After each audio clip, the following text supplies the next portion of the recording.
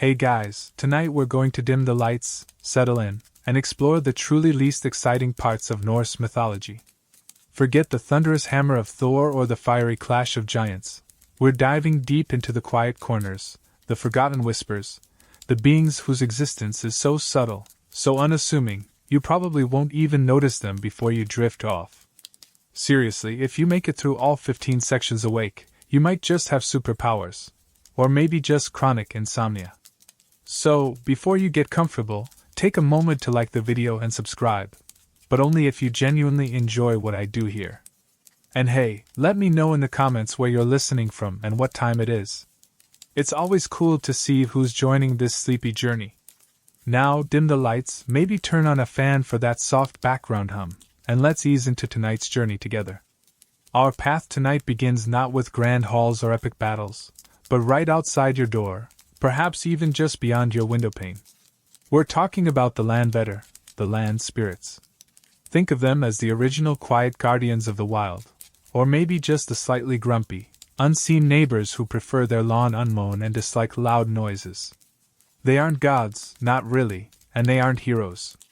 They are simply part of the place. You walk through a patch of woods, feeling a sudden, inexplicable sense of peace, or maybe a faint unease as the wind rustles the leaves just so. That could be the Landvetter letting you know you're on their turf. They are intrinsically tied to the land itself, the specific hill, the particular stream, the individual grove of trees.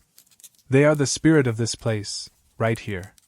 Unlike the big-name deities who had temples and priests and dramatic sagas written about them, the Landvetter were honored in much quieter, more personal ways. You wouldn't build a massive statue for a Landvetter. You might leave a small offering of food or drink by a specific rock or tree that felt particularly alive to you.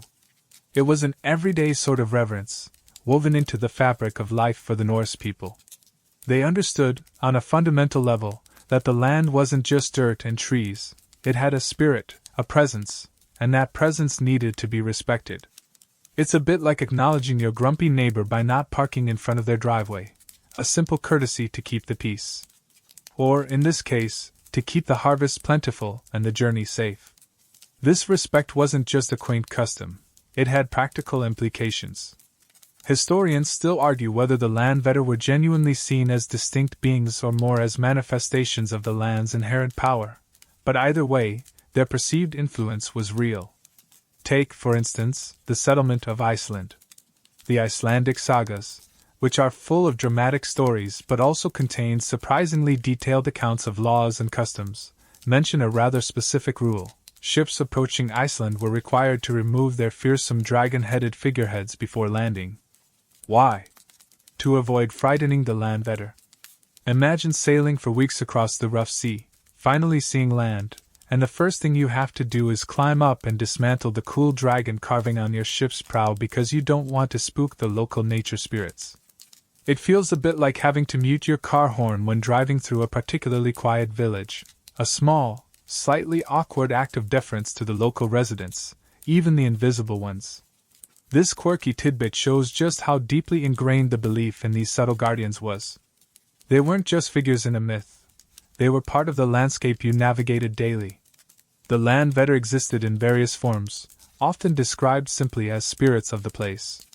Sometimes they might appear as small, humanoid figures, other times as animals, or even just as a feeling, a localized energy. There were Vader specific to fields, aka Vader, others to forests, Skogarvader, and even household spirits, Husvader, though those often blur the lines with other domestic wights.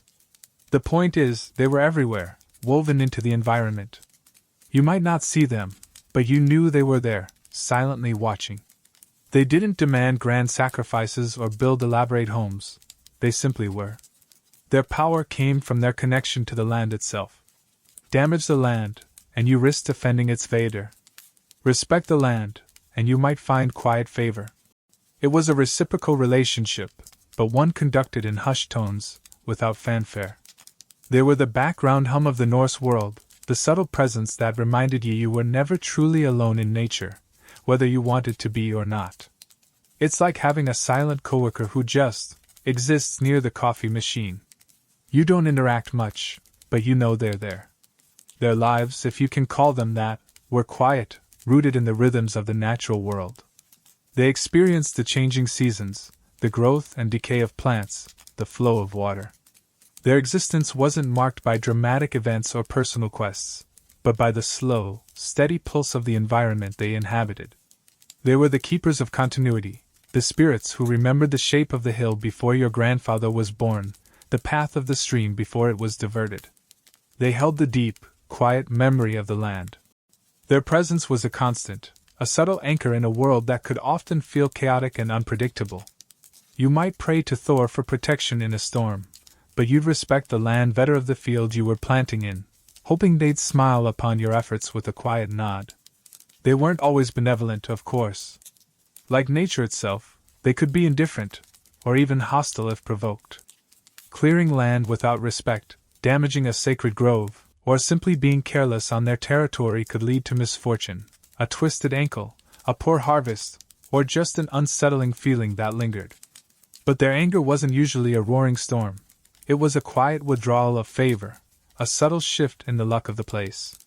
It was the difference between being struck by lightning and finding that your car just won't start every time you park it under that one particular oak tree. Their quiet power lay in their persistence, their unchanging presence tied to the unchanging earth. They didn't need to shout to be heard. Their influence was felt in the quiet moments, the subtle shifts, the feeling that you were being watched by something ancient and deeply connected to the soil beneath your feet. And as you settle deeper into your chair, feeling the quiet weight of the air around you, perhaps you can almost feel that presence too, a gentle, unseen watchfulness in the stillness of the night. Leaving the quiet, earthly presence of the land vetter behind, our journey takes us slightly, upwards, or perhaps just sideways, into realms that are perhaps a little brighter, but arguably just as unassuming in their daily lives. We're venturing towards Alfheim, the home of the Alfar or elves. Now, if you're picturing tall, ethereal beings with pointy ears living in sparkling forests like in modern fantasy, you might need to dim your expectations a bit. The Old Norse Alfar are, well, they're complicated, and their lives are often depicted as remarkably peaceful, even serene. They weren't typically involved in the dramatic, world-shaking events that filled the sagas. They had their own thing going on, and it was mostly quiet. The concept of Alfheim itself is a bit fuzzy in the surviving texts. It's often mentioned alongside Asgard, the home of the Aesir gods, suggesting it's a significant realm, one of the 9 worlds connected by Yggdrasil. But descriptions of what actually happens there are sparse. It's said to have been given to the god Freyr, who is associated with fertility, sunshine, and peace. So you can imagine it as a place of gentle light, growth, and a general lack of shouting. The Alfar living there are often referred to as Ljósálfar, or light elves, distinguishing them from potentially darker or more ambiguous types of elves mentioned elsewhere. Their existence seems centered around simply being in this pleasant realm, enjoying its tranquility. It's like living in a really nice suburb, but one of the 9 worlds. Probably has better schools. Unlike the gods who demanded sacrifices in grand temples, or the land vetter who appreciated quiet respect for their patch of land, the Alfar seem to have been venerated in ways that were equally low-key, perhaps even more mysterious. There are mentions in sagas of rituals involving the Alfar, sometimes referred to as Alfablot, or elf sacrifice. But details are incredibly scarce. We don't know exactly what these rituals entailed, where they were performed, or what was offered. Historians still argue whether Alfablot was a distinct ritual separate from sacrifices to gods, or perhaps a form of venerating ancestors or local spirits that got lumped under the elf umbrella. The very vagueness suggests these weren't huge, public affairs. More likely, they were private, perhaps family-based rituals, conducted quietly, away from the main religious centers. Maybe it involved leaving out some food or drink under a specific tree, or by a particular rock, much like with the land vetter, but directed towards this slightly more elevated, yet still elusive, group. It was worship by implication, by quiet acknowledgement. The Alfar's power wasn't the overt force of a god of thunder or war. It was more subtle, tied perhaps to healing, beauty, and fertility. There are hints that they could influence human well-being, perhaps causing or curing illness, or aiding in childbirth. But again, these interactions weren't usually dramatic interventions. They were quiet influences, shifts in luck or health that might be attributed to the Alpha, for better or worse. Think of it as the difference between being smitten by a divine lightning bolt and just waking up with a mysterious rash that clears up the next day. Could be anything, or maybe, just maybe, you accidentally annoyed an elf without realizing it. Their influence was felt more as a background hum of potential, a subtle presence that could be benevolent if you were in their good graces, or mildly troublesome if you weren't. One quirky tidbit that adds to the mystery is the association of elves with dreams and sleep. The word nightmare itself is thought by some etymologists to derive from mare, a different kind of being we'll encounter later, but the idea of supernatural beings influencing sleep connects to the Alpha's subtle, unseen nature. Some interpretations suggest elves could send dreams, or even ride sleepers, causing discomfort. This quiet, invasive power during a vulnerable state highlights that even the seemingly serene Alpha weren't always purely benevolent fluff. They had an edge, but it was a quiet, unsettling edge, not a loud, terrifying one. It's like finding out your perfectly quiet, polite neighbor secretly practices competitive interpretive dance in their living room at 3 a.m. A little unnerving, but not exactly a full-blown crisis. Their lives in Alfheim, from what little we can glean, weren't about epic sagas or world-saving quests. They were about existence. They lived in serene halls. The word Heimer literally means home or world, suggesting a settled, perhaps even domestic, existence. While we don't have detailed descriptions of their daily routines, you can imagine it being filled with quiet pursuits, perhaps crafting beautiful things, tending to luminous gardens, or simply enjoying the peaceful environment. Their power and influence stemmed from their connection to their realm and maybe their inherent nature, not from constant striving or conflict. They were the quiet nobility of the Norse cosmos, content in their hidden realm, occasionally interacting with the human world in subtle, almost imperceptible ways. They weren't as constantly present or numerous as the Landvetter, tied to every patch of ground, but their potential influence was perhaps seen as more significant, tied to health, beauty, and even the state of mind via dreams. Yet, their interactions were typically less direct than those with the gods. You didn't have a personal relationship with an elf in the way a farmer might feel a connection to the spirits of his field, or a warrior might pray to Odin. The Alpha remained somewhat distant, their world parallel to the human one, intersecting only in quiet, often mysterious ways. Their peace was their defining characteristic, a stark contrast to the boisterous halls of Valhalla or the fiery pits of Muspelheim. Their quiet existence was a testament to a different kind of power, the power of being, of presence, of subtle influence woven into the fabric of reality, like a barely audible frequency just outside human hearing. And as you continue to settle down, listening to these quiet histories, perhaps you can almost sense that subtle frequency too, a gentle hum of existence from a hidden, peaceful realm. Leaving the subtle hum of the elven realm behind, we descend now, deep beneath the surface, into the quiet, echoing stone of the earth itself. This is the domain of the Dvergr, the dwarves. Forget the boisterous, axe-wielding dwarves of fantasy novels. The Norse Dvergr are typically depicted as solitary, focused beings, masters of craft, whose lives are centered around the slow, deliberate work of shaping metal and stone in their silent, subterranean halls.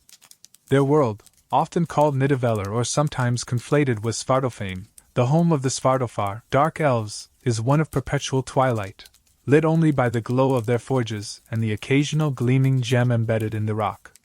Their existence is one of quiet dedication. Unlike the gods who feast and fight, or the Landvetter who simply are part of the land, the Dvergr are defined by what they do. They are the ultimate artisans, the blacksmiths, jewelers, and engineers of the cosmos. Their hands forge the most wondrous and powerful artifacts in Norse mythology. The hammer Mjolnir for Thor, the gold ring Draupnir that drips 8 new rings every 9th night for Odin, the foldable ship Skidbladnir for Freyr. Remember him from Alfheim? He gets all the cool toys, and the stunning necklace Brisingamen for Freya. These aren't items churned out on an assembly line. They are creations born of immense skill, focus, and countless hours spent in quiet concentration, hammering, filing, and polishing. You can almost hear the soft, rhythmic tink, tink, tink of their tiny hammers echoing in the vast underground caverns. Or maybe that's just your pulse slowing down. Their creation myths are as rooted in the earth as they are. One version has them originating from the maggots that crawled forth from the flesh of the primeval giant Ymir after Odin and his brothers slew him. Another tells of them being shaped from stone and earth by the gods. Either way, they are fundamentally connected to the ground beneath your feet. This earthy origin perhaps explains their preference for the dark and their reputed aversion to sunlight, which some tales say can turn them to stone. Imagine having to schedule all your errands for after sunset, or risk literally becoming one with the pavement. Talk about a commitment to the night shift. This quiet, almost vulnerable aspect contrasts sharply with their image as powerful smiths. Their strength isn't physical might in the way a giant or god possesses it. It's the strength of patience, precision, and mastery over stubborn materials. Historians still argue whether the Dvergr are distinct from the Svartalfar, or dark elves, who are also said to inhabit subterranean realms. Are they the same beings seen through a different lens? Are they two separate, though geographically proximate races? Or does the term Svartalfar simply refer to dwarves in some contexts? The surviving texts aren't entirely clear, leaving their exact nature and relationship open to quiet, scholarly debate. This ambiguity only adds to their elusive, hidden nature. They don't have a clear, spotlighted role in the main divine drama. They are the skilled craftspeople working behind the scenes, their identity sometimes blending into the very shadows they inhabit. Their lives underground aren't depicted as bustling cities or lively communities, at least not in the way Asgard or even Midgard might be. They are often described in terms of individual masters or small groups working together, like the brothers Brock and Eitri who forged Mjolnir. Their halls are places of work, forges glowing, and those ringing softly, the scraping of tools against metal and stone. It's a soundscape of industry, but a focused, perhaps even meditative, industry. There's no need for loud conversation over the din of battle or the rush of the wind. The only sounds are those directly related to their craft. It's the opposite of a busy open-plan office. It's more like a series of private workshops where everyone has their headphones on, completely absorbed in their task. You wouldn't just pop over to a dwarf's hall for a casual chat. You'd go with a specific request for a piece of legendary equipment, probably delivered in hushed tones so as not to break their concentration. The Dvergr represent a different kind of power in the Norse cosmos, the power of creation through meticulous, painstaking effort.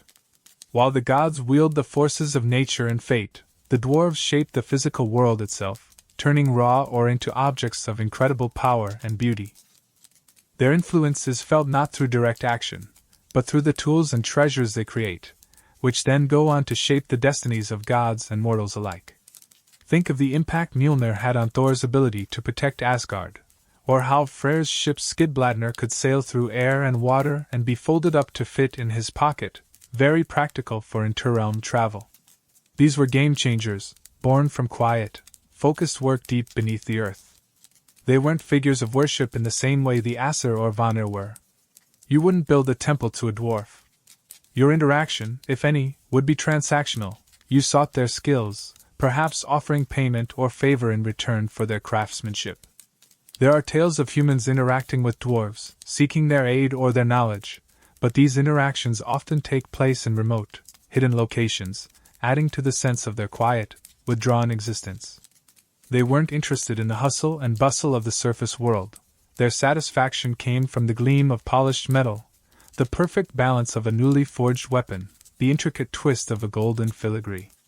Their lives were long, perhaps even immortal, tied to the slow, geological time of the earth itself. Generations of dwarves could labor in the same halls, perfecting their techniques, passing down secrets of the forge in quiet whispers.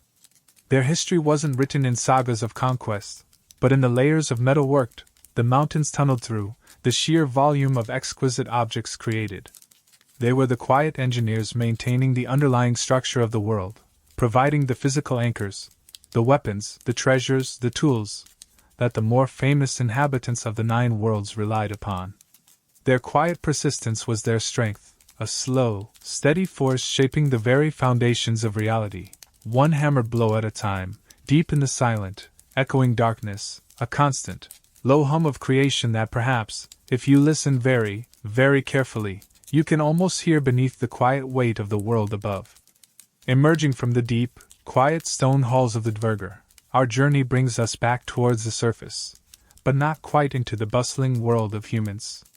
Instead, we're stepping into the ancient, silent embrace of the forest, a place where the air is thick with the scent of pine and damp earth, and where sunlight filters down in dappled patterns.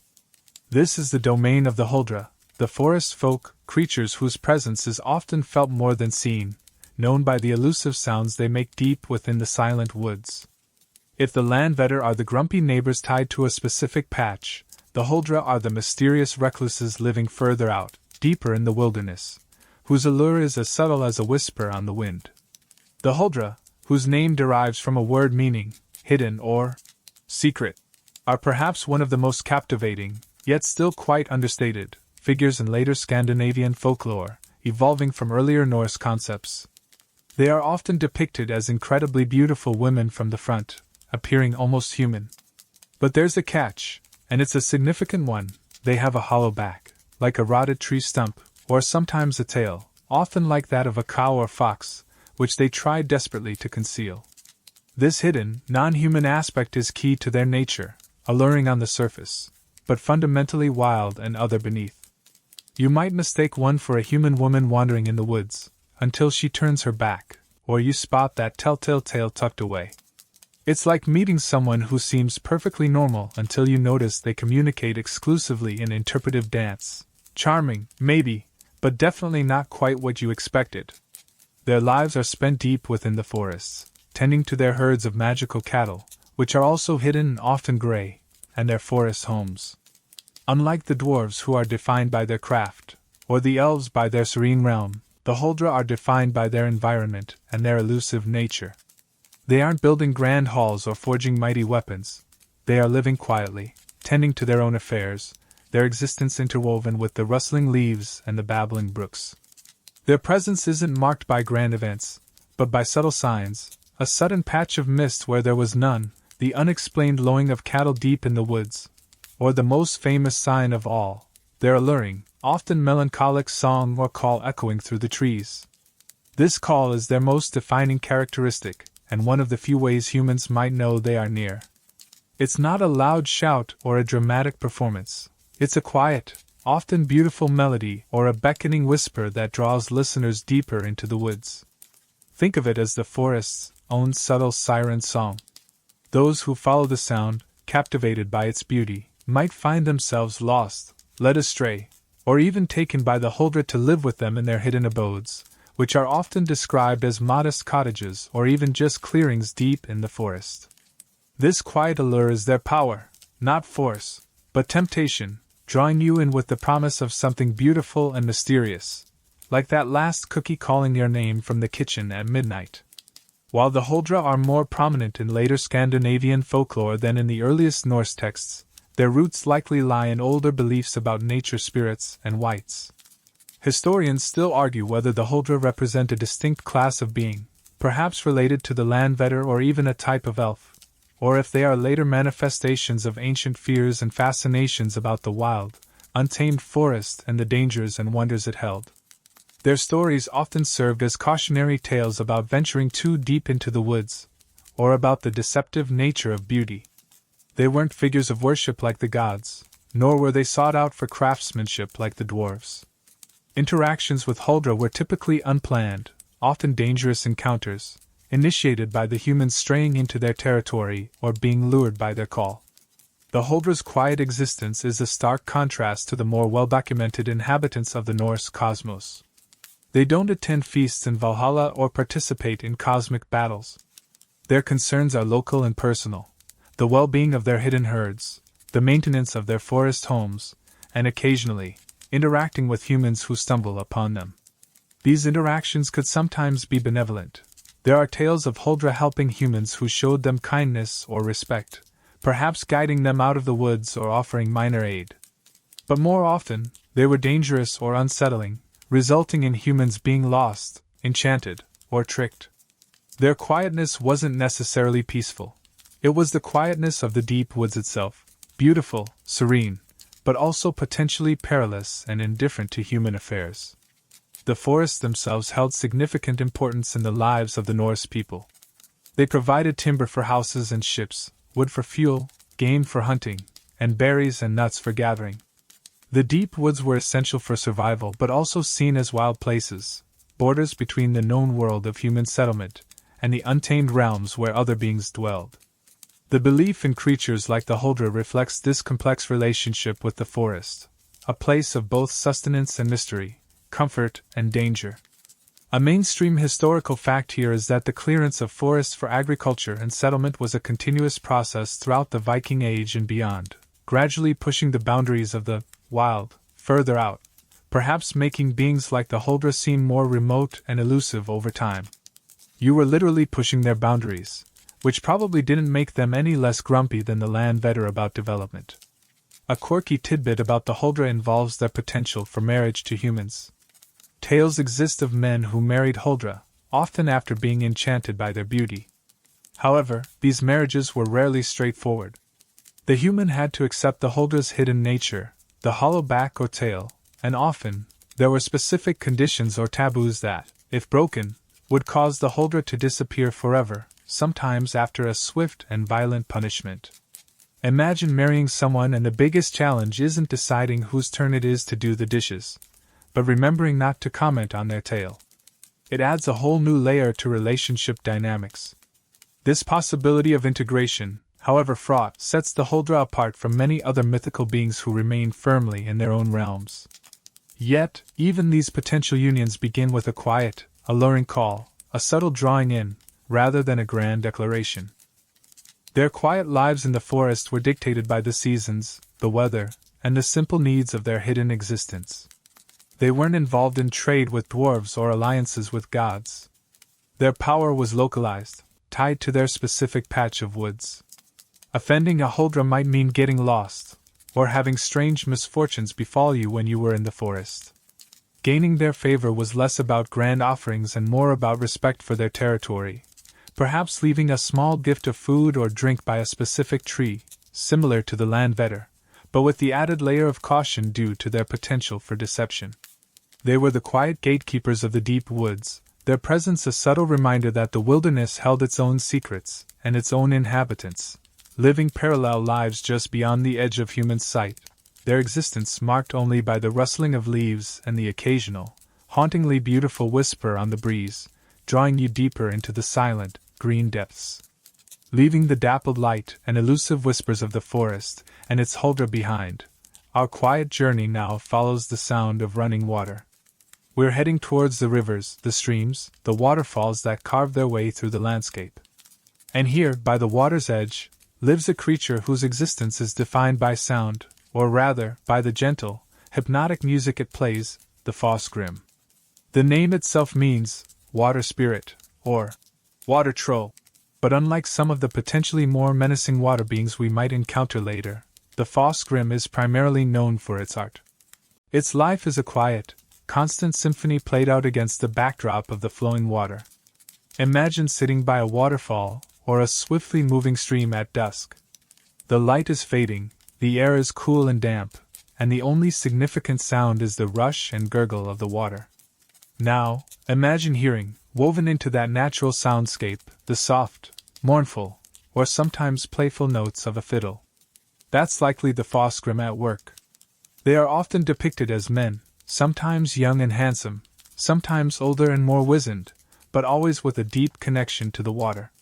Some tales say their skin is pale or greenish, or that they have water dripping from their hair or clothes, permanently tied to their liquid domain.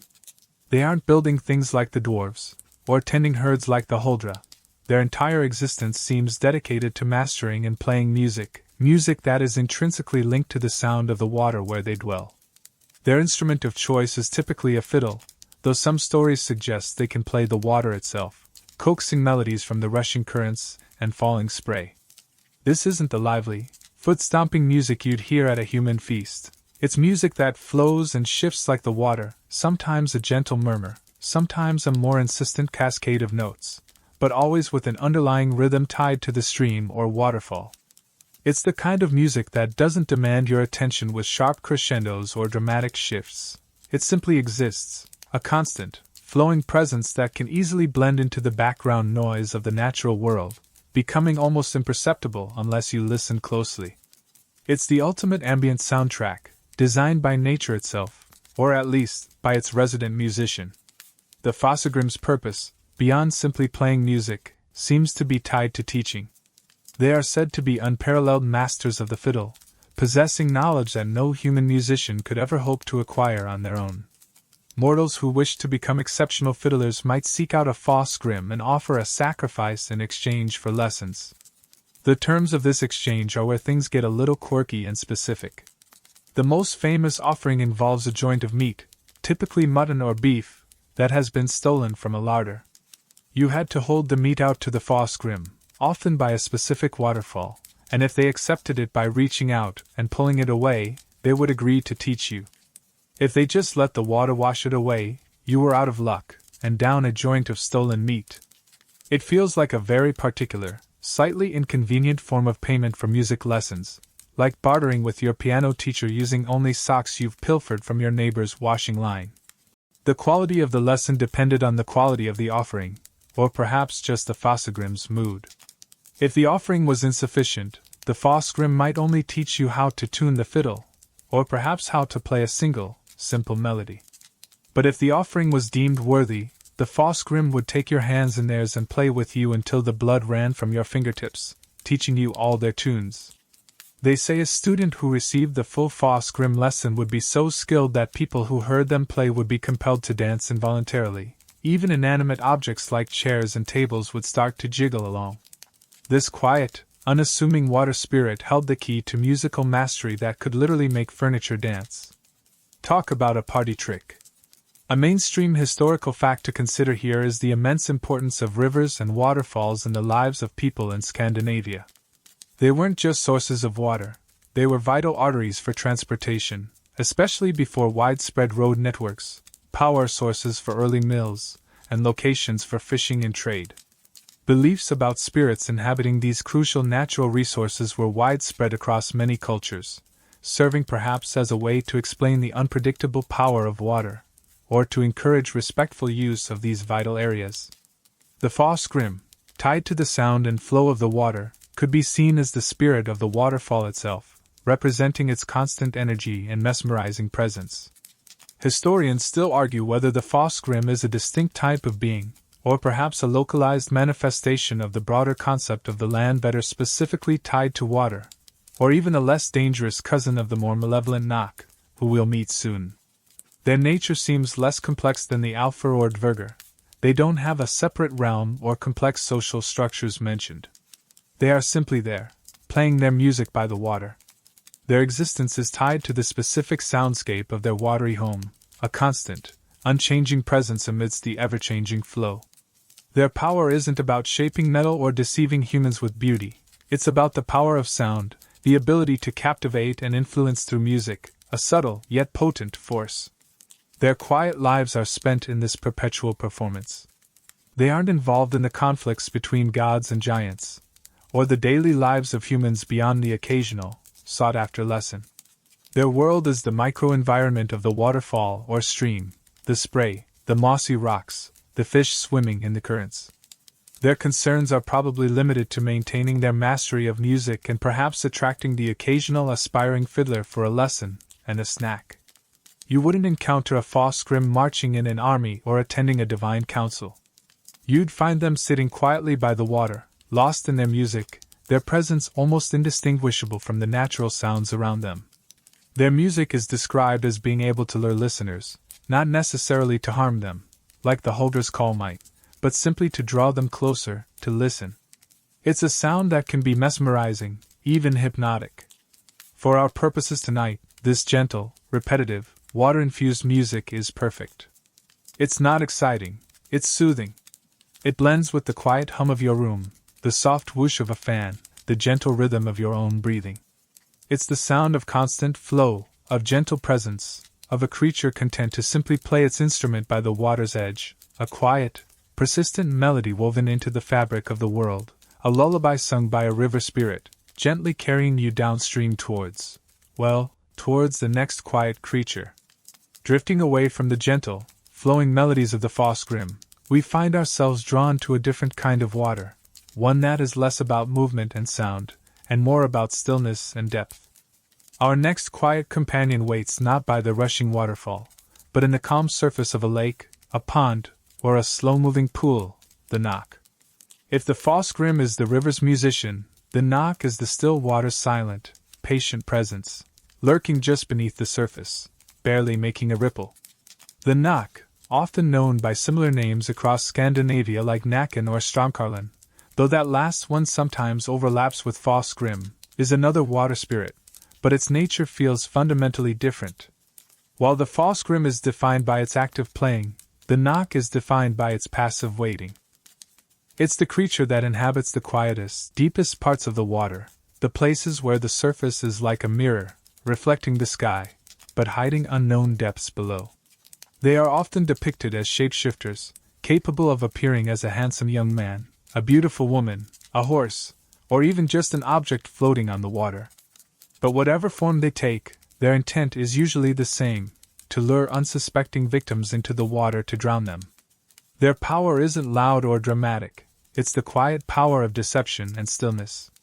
It's the calm before the storm, or perhaps, the calm instead of the storm, a deceptive tranquility that hides danger. Their existence is one of perpetual patience. They aren't forging alliances or participating in great hunts. They are simply there, waiting. Imagine spending your entire existence sitting at the bottom of a lake, occasionally coming up to the surface to look around, maybe play a few notes on a waterlogged fiddle. Yes, some tales give the Knock musical ability too, adding to the confusion with the Fosgrim. But their music is usually described as more melancholic or alluring, specifically designed to draw people in, and mostly just waiting. It sounds incredibly boring, honestly. It's like being stuck in the world's slowest queue, except the prize at the end is you get to pull someone else into the queue with you, permanently.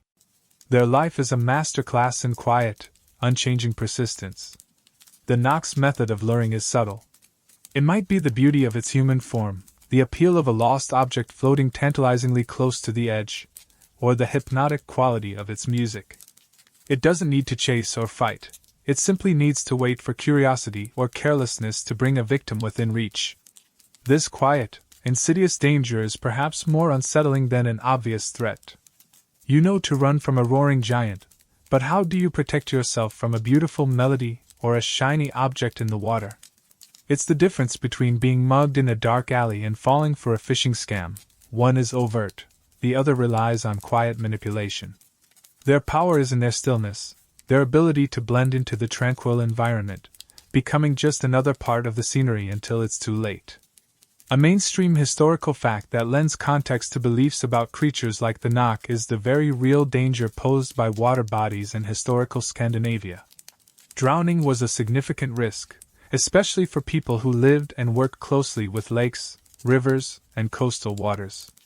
Children playing near the water's edge, travelers crossing streams, fishermen, and those using boats were all vulnerable.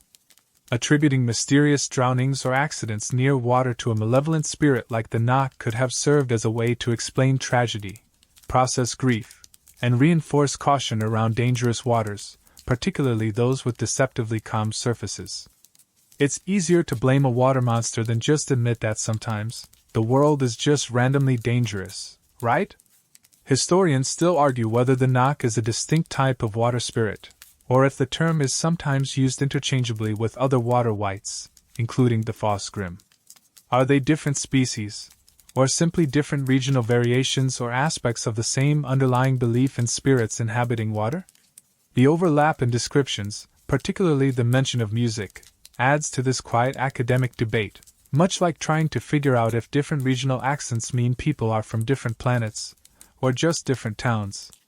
This ambiguity makes the Knock even more elusive, harder to pin down, a creature whose very definition seems to shimmer and shift like the water it inhabits. A quirky or fringe tidbit about the Knock involves ways to protect oneself. Folklore suggests that the Knock could be defeated or its power negated by calling its name Knock, or Nakin, which would break its spell or cause it to lose its power over you. Another method was to throw a piece of steel into the water it inhabited. Steel, often seen as having protective or magical properties in folklore, was believed to ward off many supernatural beings. Imagine just carrying a spare nail or a small knife everywhere, just in case you spot a suspiciously attractive person sitting by a pond. "Oh, you're trying to lure me in? Not today, Knock! Clang steel into water, take that!" It adds a layer of mundane preparedness to dealing with potentially lethal supernatural entities. Their quiet lives are dictated by the slow passage of time in the deep water. They aren't building or crafting, they are waiting. They aren't participating in social structures, they are solitary figures. Their concerns are simple: lure, wait, drown. It's a monotonous existence, punctuated only by the occasional success or failure in ensnaring a victim. You wouldn't seek out a Knock for aid or knowledge, you would actively avoid places where they were believed to dwell. Their power is entirely negative, destructive, and it operates through stillness and deception rather than overt force. They are the quiet predators of the placid water, their presence a subtle weight beneath the surface, a reminder that even the most tranquil places can hold hidden dangers. Their influence on the human world was felt in the quiet grief of families who lost loved ones to the water, or the cautionary tales told to children to keep them away from dangerous pools. It wasn't a force that shaped kingdoms or determined the outcome of battles, but one that touched individual lives in a deeply personal and tragic way. Their quiet existence was a constant, unseen threat, a source of fear and sorrow lurking in the everyday landscape. They didn't need to announce themselves with thunder or fire. Their presence was felt in the sudden disappearance, the unexplained drowning, the unsettling stillness of the water's surface under the moonlight. And as you settle deeper into your own quiet space, perhaps the idea of that still, patient presence waiting beneath the surface adds a gentle, unsettling weight to the silence, a reminder that even the most peaceful moments can hold hidden depths. Moving now from the cool, quiet depths of the water, we turn our attention to the quiet depths of the earth, specifically, the burial mounds that dot the historical landscape of Scandinavia and other Norse-influenced areas. These aren't just piles of dirt. They were seen as homes, the final resting places, which sometimes weren't so final. Within these mounds resided the Draugr, the mound dwellers. Unlike the lively dead you might see shambling in modern horror, the Draugr are often depicted in a state of restless, quiet sleep, bound to their treasures and the earth that covers them. They weren't exactly alive, but they were far from peacefully departed. Think of a Draugr's existence as being perpetually stuck on snooze but unable to actually wake up properly. They are tied to their burial site, usually a barrow or mound, and everything buried with them, their weapons, their armor, their gold, sometimes even their entire ship or house. Their power and activity were often directly linked to these grave goods. The richer the burial, the more formidable and restless the Draugr might be. They weren't typically roaming far and wide. Their domain was their mound and the immediate surrounding area. Their existence was one of possessive stillness, guarding their hoard from beyond the grave. It's like having a neighbor who takes neighborhood watch way too seriously, even after they've passed on. "Get off my lawn!" they might groan, but only if you're actually on their lawn. Their state wasn't one of conscious thought or vibrant action like the living. It was a state of undeath, a shadowy existence bound by the physical constraints of their burial. While some sagas describe them leaving their mounds to terrorize the living, causing blight, driving people mad, or even physically attacking intruders, this activity often seems triggered by disturbance, someone trying to rob the mound, or perhaps just someone unfortunate enough to build their farm too close. When undisturbed, their existence was likely one of dark, quiet vigilance, a low hum of possessiveness emanating from the earth, a heavy presence felt by those who dared to trespass. It's the quiet tension of knowing you're being watched, even if you can't see the watcher. A mainstream historical fact that gives this context is the very real archaeological evidence of rich burials and mounds during the Viking Age and earlier. Chiefs, warriors, and important individuals were often interred with a significant amount of wealth and possessions, reflecting their status in life and perhaps intended to accompany them into the afterlife. These mounds were prominent features in the landscape, visible markers of power and history. The belief in Draugr guarding these treasures could have served a practical purpose, discouraging grave robbery in a time when such wealth was tempting to steal. Who needs an alarm system when your dead ancestor might just rise up and fight you? Historians still argue whether the term, Draugr, refers to a specific type of animated corpse, or if it was a more general term for any kind of restless spirit, ghost, or undead entity that wasn't a living human. Some texts seem to use it specifically for those tied to mounds, while others might use it more broadly. Are they zombie-like creatures, or simply malevolent hauntings? This quiet, academic debate adds another layer to their elusive nature, making them harder to categorize definitively. They are the things that go bump in the barrel, whatever form that bumping takes. Their power wasn't derived from magic in the way a sorcerer might use it, or from divine favor like a god. It was an inherent, often physical, power tied to their undead state and their connection to the mound. They possessed unnatural strength, the ability to change size, sometimes growing monstrously large, and could cause sickness or misfortune in their vicinity. But this power was usually localized, focused on defending their territory. They weren't leading armies or casting spells across the land. Their influence was confined to their immediate surroundings, a quiet zone of danger around the ancient earthwork. One quirky or fringe tidbit about dealing with Draugr involves specific methods of dispatching them. Simply killing them again wasn't usually enough. They were already dead, after all. Folklore suggests that to truly put a Draugr to rest, you might need to decapitate the corpse and place the head at the feet or on the buttocks, or burn the body to ashes and scatter them. Sometimes, simply returning stolen grave goods was enough to appease a less malevolent Draugr. Imagine the awkwardness of having to dig up a grave, fight an undead warrior, chop off his head, rearrange his body parts, and then rebury him, all because you wanted that cool sword he was buried with. It makes antique collecting seem positively tame by comparison. The Draugr's quiet existence was a constant, unsettling presence in the landscape. Farmers tilling fields near a mound might experience inexplicable bad luck. Travelers passing by at night might hear strange noises or feel a chilling presence, and those foolish enough to attempt to rob a grave faced potentially deadly consequences. Their lives, if you can call them that, were defined by this static state of restless vigilance, their perception likely limited to the immediate sensory input around their mound. They weren't contemplating the cosmos or interacting with the living world in complex ways.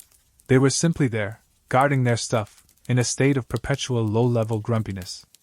They weren't figures of worship or beings you'd seek out for aid, unless you were incredibly desperate and maybe a little unhinged. Interactions with Draugr were almost always adversarial, a conflict arising from a boundary being crossed, either physical or perhaps even spiritual. Their quietness wasn't peaceful. It was the stillness of something held in check, a coiled spring waiting to be released. It was the quiet of the grave itself, deep beneath the earth, a silence that feels heavy and ancient. Their influence on the human world was felt in the cautionary tales passed down through generations, the avoidance of certain mounds after dark, and the fear associated with disturbing the dead. It wasn't the grand, world-altering power of a god or the subtle, widespread influence of nature spirits. It was a localized, personal terror, the fear of the familiar dead refusing to stay buried, bound to their earthly possessions in a quiet, unending state of rest, or lack thereof. As you settle deeper into the quiet darkness of your room, perhaps the thought of that heavy, silent presence beneath the ground, guarding its ancient treasures with a restless, unending stillness, adds a certain weight to the quiet beneath your own feet. Leaving the heavy, quiet presence of the Draugr bound to their ancient mounds, we move now to a different kind of heavy, quiet presence, one that invades your most vulnerable moments, when you are furthest from the waking world. We're talking about the mare, the creature whose name is forever linked to those terrifying experiences that happen in the liminal space between sleep and wakefulness. This isn't a being that guards treasure or lures you with song. Its domain is your very breath, your very stillness. Its power is the quiet weight that presses down upon you in the dead of night. The mare is the entity responsible for nightmares, specifically the kind that involve a feeling of pressure on the chest, difficulty breathing, and often a sense of paralysis. The word nightmare itself literally comes from nightmare. Imagine lying in bed, completely unable to move, a heavy weight on your chest making it hard to draw a breath, while your mind is flooded with terrifying images or a pervasive sense of dread. That, according to folklore, is the mare riding you. It's not a loud, crashing kind of terror, it's silent, internal, and deeply personal. It's the quiet horror of being trapped within your own body, aware but helpless, with this unseen presence bearing down on you. It's the ultimate unwelcome house guest, and it shows up when you're literally asleep at the wheel of your own consciousness. Unlike the landvetter who are tied to a place or the dverger to their craft, the mare is tied to the act of sleeping itself. It is a creature of the night, a nocturnal visitor that preys on the vulnerable state of unconsciousness. Descriptions of the mare vary wildly across Scandinavian and Germanic folklore. Sometimes it's a spectral woman, sometimes a shapeless entity, sometimes even associated with witches or other malevolent humans who can send their spirit out while their body sleeps. But the core experience remains the same, a heavy, oppressive presence that sits on the sleeper, causing distress and terrifying dreams. Their existence isn't about complex social structures or grand plans. It's about this single, terrifying act, repeated night after night, across countless unsuspecting victims. It's a quiet, relentless cycle of psychological torment. A mainstream historical fact that provides context here is the phenomenon of sleep paralysis. This is a real, physiological state where a person wakes up during the REM stage of sleep but remains temporarily unable to move or speak.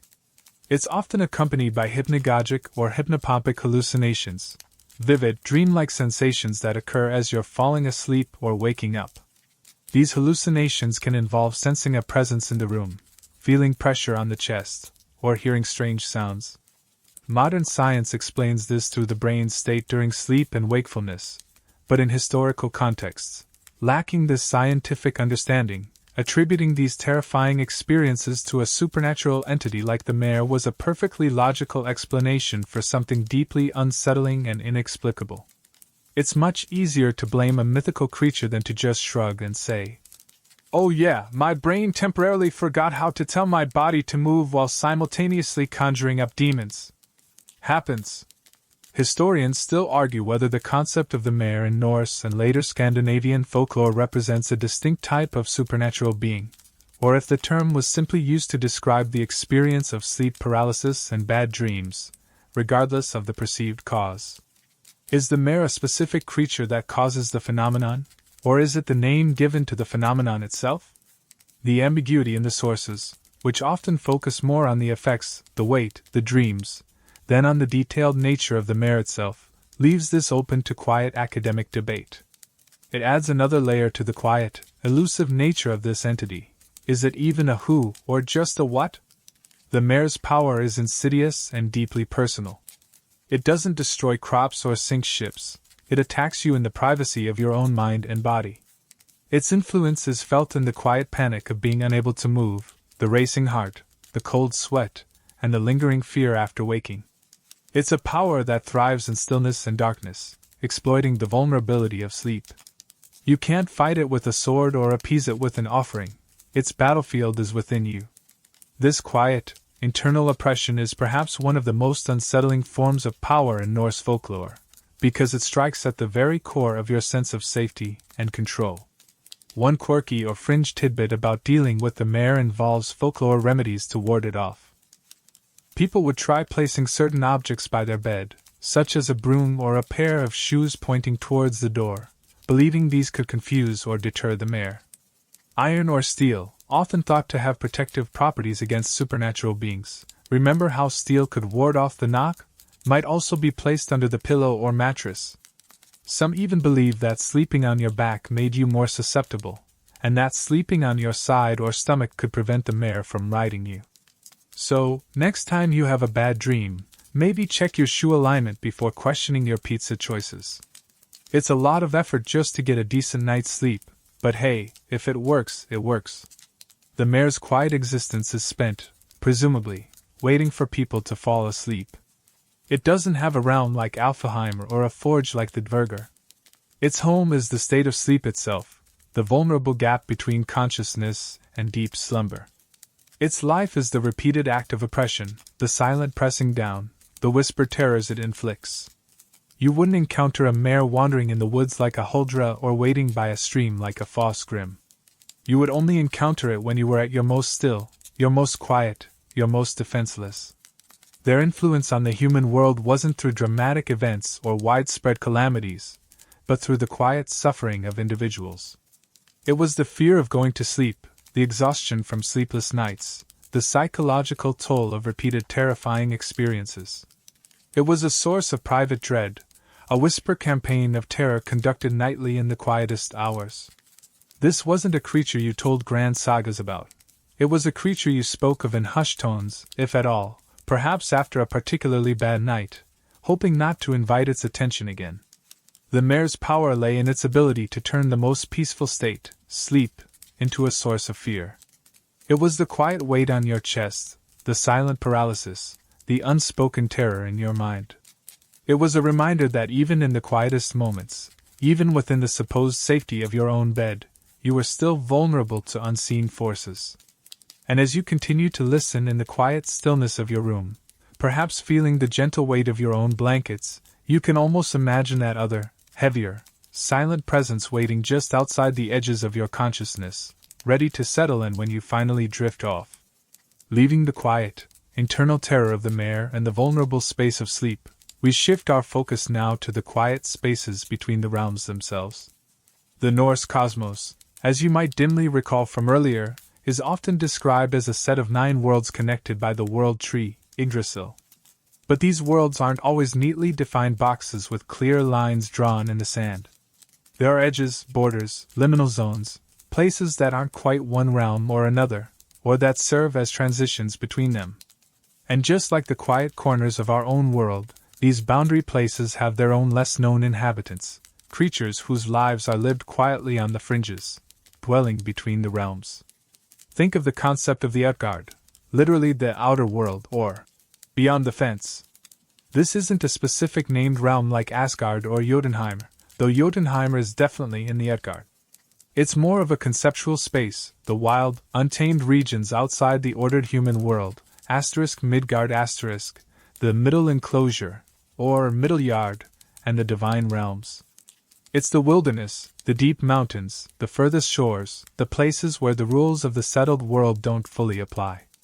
These are the places where the boundaries feel thin, where you might sense the presence of things that don't quite belong anywhere else, existing in a state of perpetual in-betweenness. The creatures that dwell in these boundary zones aren't usually the big-name players. You might find giants in Jotunheim, which is part of the Utgard, but the beings we're focusing on now are less defined, less often named. They might be wights or spirits tied to a specific mountain pass that serves as a gateway between regions, or entities dwelling in the deep, echoing caves that feel like entrances to the underworld, or even subtle presences associated with the misty shores where the land meets the vast, mysterious sea. Their existence is quiet because they don't have bustling societies or grand purposes. They simply inhabit these transitional spaces, their lives defined by the very act of being on the edge. Their nature is often ambiguous, blurring the lines between different categories of beings. Are they a type of landvetter, simply tied to a particularly remote or liminal piece of land? Are they minor giants, too insignificant to be named? Are they stray elves or dwarves who have left their realms? Historians still argue whether many of the unnamed wights and spirits mentioned in folklore, particularly those associated with remote or transitional geographical features, represent distinct types of creatures or are simply localized manifestations of broader beliefs about nature spirits and the dangers of the wild. This quiet, scholarly debate perfectly mirrors the elusive nature of the creatures themselves, hard to categorize, hard to pin down, existing in the blurry spaces of myth and geography. Their power isn't about forging weapons or causing nightmares, though some boundary creatures might certainly be malevolent. It's the power inherent in the boundary itself. They might be gatekeepers, passively allowing or hindering passage. They might influence the weather in their immediate vicinity, making a mountain pass suddenly impassable with snow, or causing dangerous fogs on the coast. Their influence is often tied to the difficulty and danger of traversing these in-between places. You don't fight a boundary creature. You try to navigate its territory respectfully, hoping it will quietly allow you passage rather than subtly making your journey impossible. It's like trying to sneak through your neighbor's yard to avoid a longer walk. You're hoping they just don't notice, or that their dog is asleep, because you really don't want a confrontation. A mainstream historical fact that highlights the significance of boundaries is the importance of physical borders and markers in Norse society. The concept of the guard, enclosure, was central. It defined the farm, the village, the known world. Everything outside the guard was the utgard, the wild, the potentially dangerous unknown. Boundaries weren't just lines on a map. They were seen as places where the natural order was weaker, where different rules applied, and where supernatural forces were more likely to be encountered. Building a fence around your farm wasn't just about keeping livestock in or predators out. It was also a symbolic act of creating a protected space, a microcosm of Midgard, pushing back against the chaos and dangers of the Utgard and its inhabitants. The very act of defining a boundary gave power and meaning to the things dwelling just beyond it. These boundary creatures didn't have cults or rituals dedicated to them in the way gods did. Interaction with them wasn't sought after. It was something to be avoided or managed with extreme caution. If you had to cross a dangerous mountain pass or navigate a treacherous stretch of coast, you might make a small offering to the spirits of that place, a quiet plea for safe passage, much like you might leave a small gift for the land vetter, but with a heightened sense of trepidation. Their quietness was the quietness of remote, dangerous places, the silence of high peaks, the deep hush of remote valleys, the vast, empty sound of the open sea meeting the shore. A quirky or fringe tidbit about these boundary dwellers might involve specific, localized folklore about guardians of specific passes or entrances to caves. For instance, some regional tales might speak of a solitary, ancient being living in a particular mountain cave, not a dwarf or a giant, but simply the caveman, or mountain spirit, who doesn't interact unless disturbed, and then only with quiet, localized misfortunes, causing rockslides, making paths disappear, or simply emanating an overwhelming sense of dread that drives intruders away. These aren't creatures with names you'd find in the Eddas. They are the unnamed, deeply local presences tied to a single, specific point of transition between the known and the unknown. It's like the local legend about the weird old guy who lives at the end of the road and never comes out. You don't know his story, but you give his house a wide berth just in case. Their quiet lives were dictated by the slow passage of time in these remote places. They witnessed the erosion of mountains, the shifting of coastlines, the growth and decay of forests on the edge of civilization. Their concerns were likely limited to the integrity of their boundary, the occasional intrusion by mortals, and the subtle interactions with other denizens of the Utgard. They weren't involved in the political maneuvering of Asgard or the crafting contests of Nidavellir.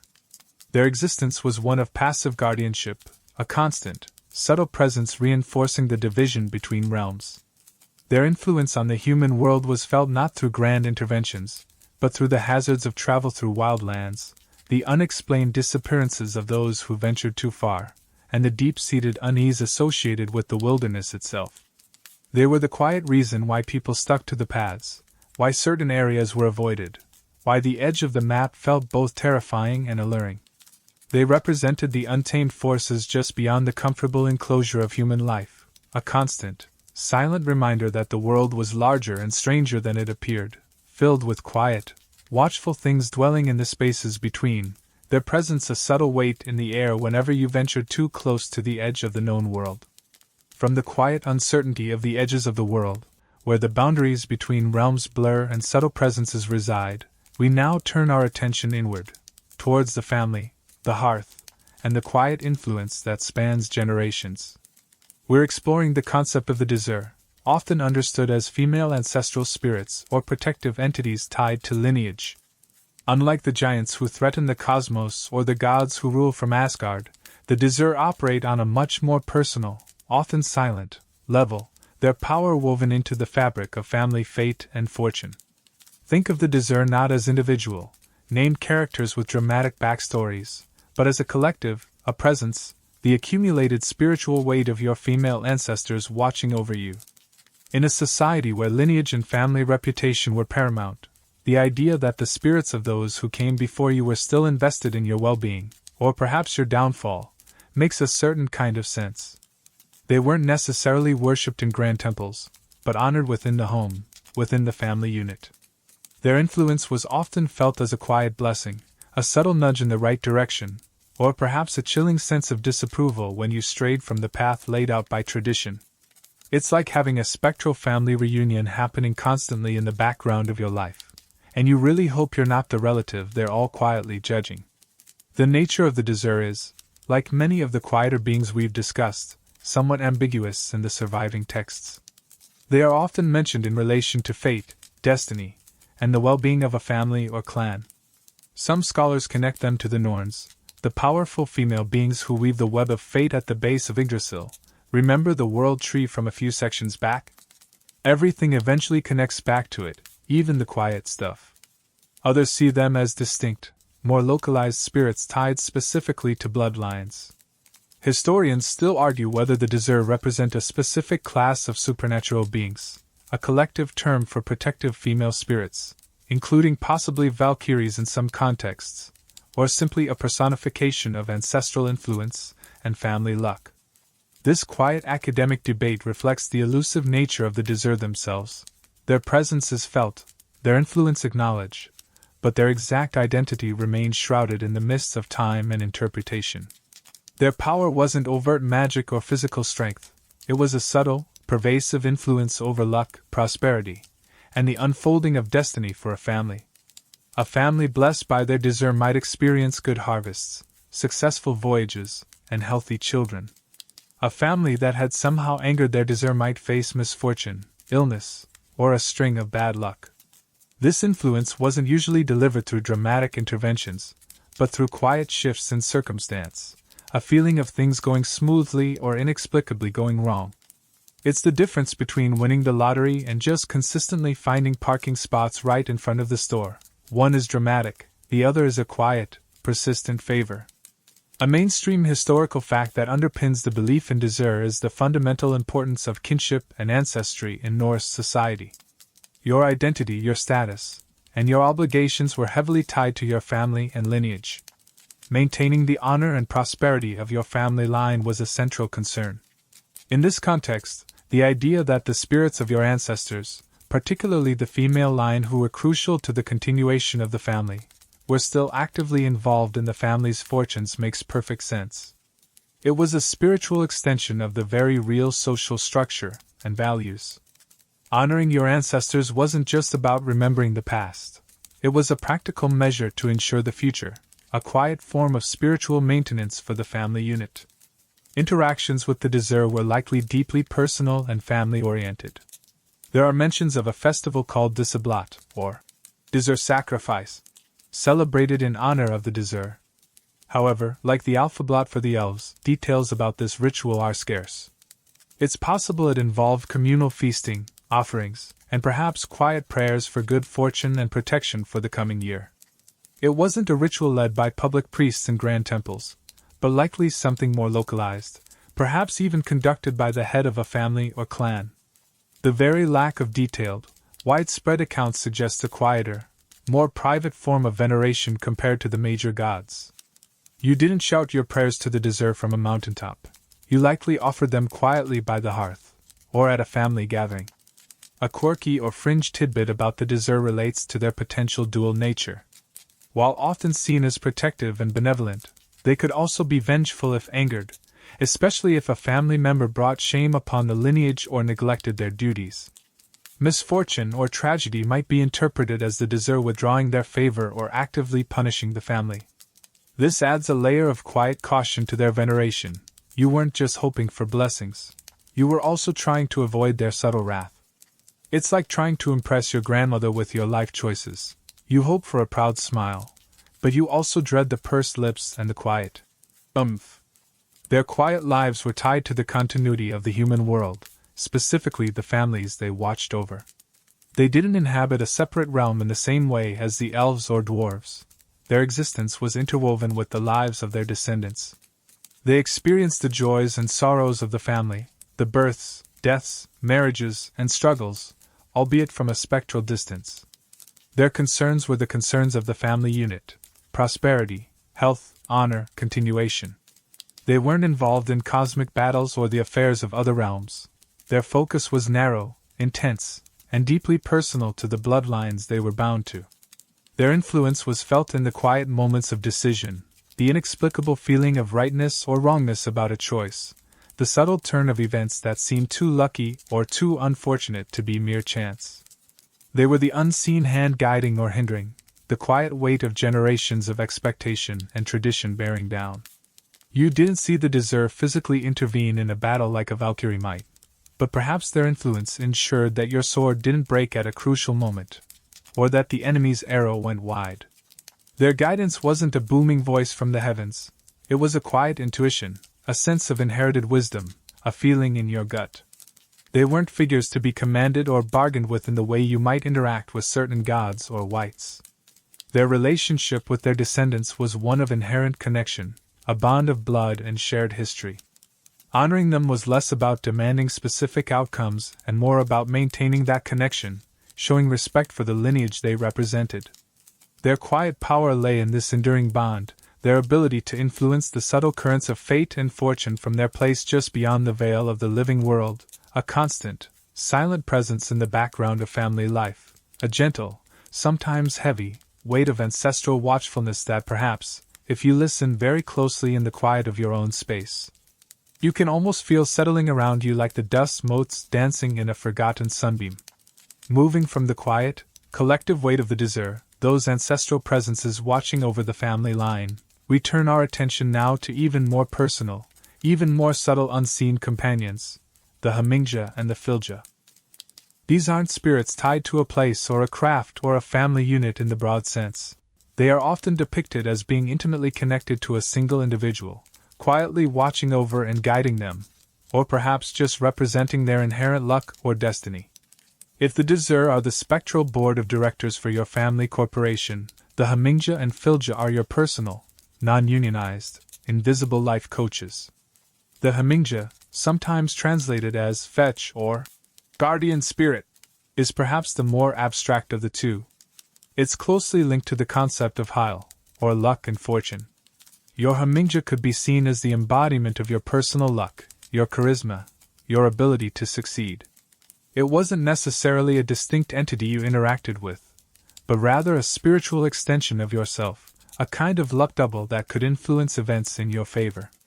Imagine having a cosmic wingman whose only job is to subtly rearrange traffic lights or ensure you find money in old coat pockets. It operates quietly, behind the scenes, ensuring that things just work out for you, or perhaps don't, if your Hamingja is weak or absent. This Hamingja wasn't entirely fixed, it could potentially be transferred. A powerful leader might pass their Hamingja on to a worthy successor, or it might simply follow the family line, similar to the Desert, but focused more on the fortune of the lineage rather than just the presence of the ancestors. This suggests it wasn't just your personal luck, but also the inherited luck of your people, a quiet legacy passed down through generations. You wouldn't pray to your Hamingja. You might acknowledge its presence when things went well, perhaps offering quiet thanks for your good fortune. Its power was felt in the subtle flow of events, the feeling that the universe was just cooperating with you today. Or, conversely, the frustrating sense that you're constantly walking into invisible walls. The Filja, meaning follower or escort, is perhaps a bit more concrete, though still deeply mysterious. Unlike the Hamingja's association with luck, the Filja is often linked to a person's character or fate. They were typically seen only in dreams or visions, rarely in the waking world, and could appear in either human or animal form. If a Filja appeared as a fierce bear or wolf, it might signify the person's bravery or warlike nature. If it appeared as a gentle deer or cow, it might suggest a more peaceful disposition. A Filja appearing in human form might resemble a female figure, perhaps connected back to the Desert, suggesting a link between ancestral spirits and these personal guides. Seeing your Filja wasn't necessarily a common occurrence.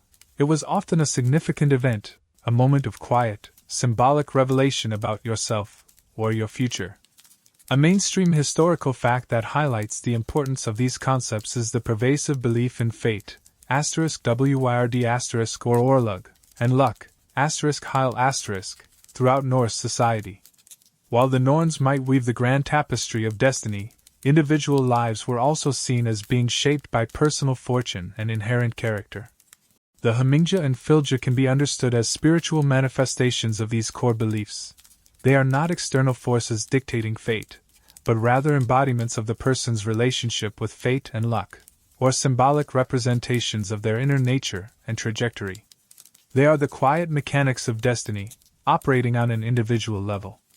Historians still argue whether the Hamingja and Filja are distinct types of spiritual entities, or if they represent different aspects of a single concept of a personal guardian spirit, or perhaps overlap significantly with other whites or even aspects of the soul or consciousness. The surviving texts use the terms somewhat fluidly, adding to the quiet academic debate about their precise nature and relationship. Are they two different kinds of unseen friend, or just different names for the same mysterious entity, like calling a remote control a clicker or a zapper? The ambiguity only makes their presence feel more subtle, harder to define, existing just beyond the reach of clear understanding. Their power was not one of physical intervention in the waking world, usually. It was the subtle power of influence, representation, and foreshadowing. The Hamingja subtly smoothed the path or brought good fortune. The Filja appeared in dreams to offer insight into character or hint at future events. Seeing your Filja was sometimes even considered a sign of impending death, as it represented the part of you that would soon leave the body. Imagine having a spirit animal whose appearance in your dreams is basically the universe sending you a calendar invite for your own demise. Talk about a passive-aggressive way to deliver bad news. A quirky or fringe tidbit about the Filja involves the idea that a person's Filja might appear to others before appearing to the person themselves. For instance, someone might see a specific animal, say, a wolf, repeatedly appearing near a certain person, or even appearing in a dream about that person, before that person themselves had any significant encounter with a wolf, either in reality or in their own dreams. This could be interpreted as the Filja subtly announcing its presence, or foreshadowing the person's character or fate to those around them.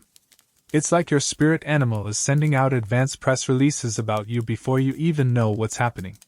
Coming soon to a life near you, someone with the courage of a bear. Watch this space. Their quiet lives were entirely intertwined with the lives of the individuals they were connected to. They didn't have their own realm, or their own grand narratives. Their existence was defined by the trajectory of the person they followed or represented. They experienced the triumphs and failures, the journeys and the stillness, the waking hours and the dreams of their human counterpart, albeit from a perspective that remains largely mysterious to us. Their concerns were the concerns of the individual: survival, success, character, fate. They weren't involved in the politics of Asgard or the crafting of legendary artifacts. Their focus was microscopically personal. Interactions with Hamingja and Filja weren't rituals or sacrifices. They were moments of subtle perception, perhaps a feeling of uncanny luck, a vivid and symbolic dream, or a fleeting sense of being watched or accompanied. You didn't seek them out in the same way you might seek the aid of a god or the skills of a dwarf. They were simply there, a quiet aspect of your own being or your own destiny. Their influence was felt in the quiet moments of intuition, the inexplicable feeling of confidence, the subtle turn of events that seemed guided by an unseen hand. They weren't figures of worship, but perhaps figures of quiet acknowledgement and contemplation.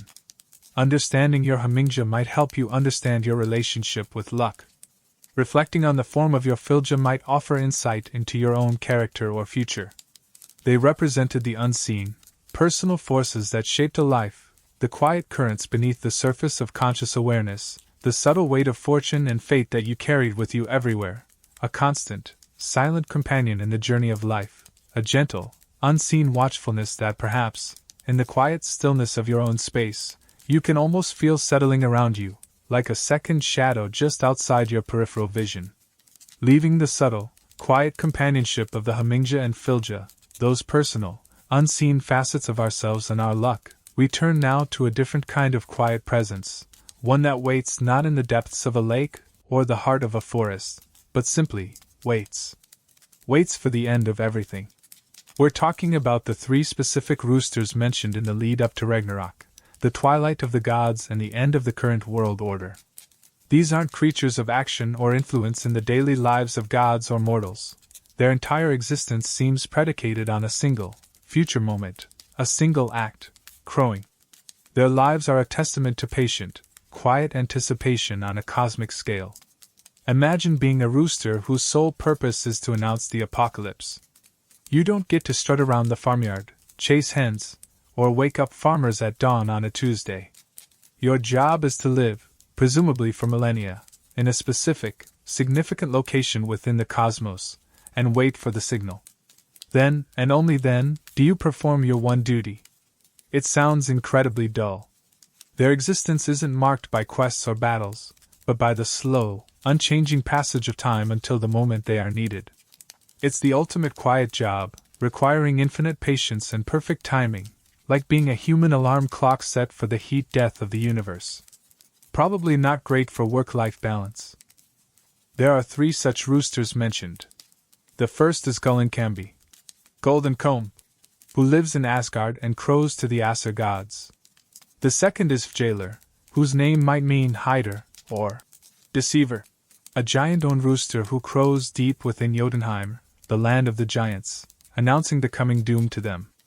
And the third, perhaps the most intriguing in its quiet, subterranean vigil, is the soot-red rooster who crows in Helheim, the realm of the dead. His call is heard by the inhabitants of the underworld, signaling the final muster.